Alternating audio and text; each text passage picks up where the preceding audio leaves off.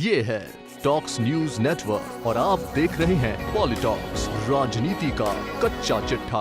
Corona महासंकट के बीच कांग्रेस विधायक हेमाराम चौधरी के विधानसभा की सदस्यता से इस्तीफा देने के बाद प्रदेश कांग्रेस की अंदरूनी सियासत गर्मा गई है। हेमाराम चौधरी के बाद सचिन पायलट खेमे के एक और विधायक वेद प्रकाश सोलंकी ने भी गहलोत सरकार के खिलाफ मोर्चा खोल दिया है।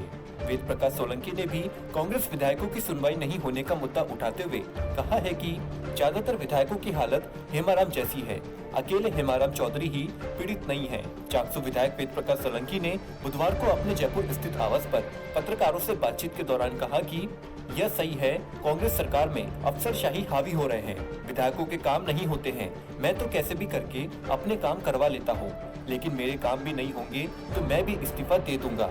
सोलंकी ने कहा कि बहुत से विधायकों की ऐसी ही हालत है, इसमें हर गुट के विधायक है, इसमें किसी गुट से मतलब नहीं है। सीनियर विधायकों की सरकार में सुनवाई नहीं हो रही, कई विधायक अंदर ही अंदर घुट रहे हैं, तो कई मजबूरी के कारण चुप हैं। जो सहन नहीं कर पाए उन्होंने खुलकर बोल दिया। हेमाराम से बर्दाश्त नहीं हुआ, इसलिए इस्तीफा दे दिया। मेरे कार्यकर्ताओं की सुनवाई नहीं होगी और काम नहीं होंगे तो मुझे भी इस्तीफा देना पड़ेगा। वेद प्रकाश सोलंकी ने आगे कहा कि मुख्यमंत्री को कार्यकर्ताओं का मनोबल बनाने की जरूरत है। आज मेरे कार्यकर्ताओं का मनोबल भी टूट रहा है। बहुत विभाग बिना मंत्रियों के चल रहे हैं, वहाँ के अधिकारी हावी हो रहे हैं। राजनीतिक नियुक्तियों की विभागों में अभी भी जरूरत है। सोलंकी ने कहा, हेमाराम चौधरी से वरिष्ठ और ईमानदार विधायक कांग्रेस में कौन है? हाईकमान इस बात की जांच करे कि इतने वरिष्ठ और ईमानदार विधायक को इस्तीफा देने के लिए मजबूर क्यों होना पड़ा। मेरे जैसा जूनियर विधायक इस्तीफा देता तो फिर भी बड़ी बात नहीं थी, लेकिन हेमाराम चौधरी जैसे नेता को इसलिए इस्तीफा देना पड़ा कि उनकी बाजी मांगों और बातों को नहीं सुना जा रहा था। सोलंकी ने आगे कहा कि कांग्रेस हाईकमान को हेमाराम चौधरी की बाजी मांगों की सुनवाई करके उन्हें पूरा करना चाहिए। इतने सीनियर नेता को यूं नहीं छोड़ना चाहिए, उन्हें मनाना चाहिए।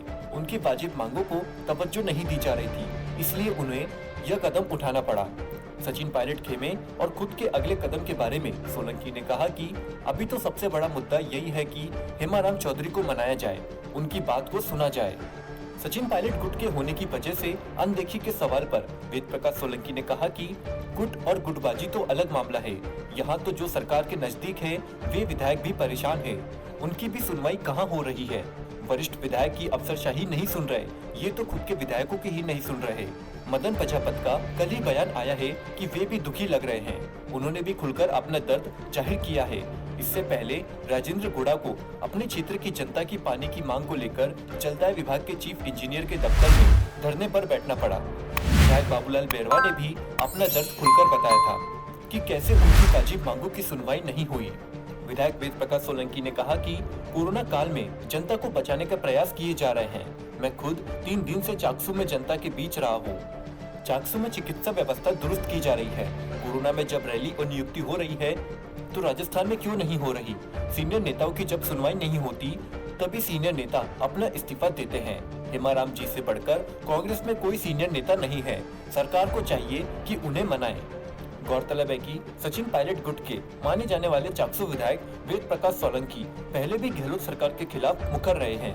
विधानसभा के बजट सत्र के दौरान सोलंकी ने रमेश मीणा के साथ SC, ST और माइनॉरिटी के विधायक की आवाज दबाने का मुद्दा उठाते हुए सरकार पर सवाल उठाए थे।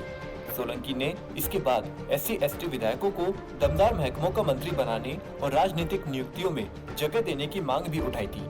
पॉलिटॉक्स ब्यूरो, जयपुर। ये है टॉक्स न्यूज नेटवर्क और आप देख रहे हैं पॉलिटॉक्स, राजनीति का कच्चा चिट्ठा।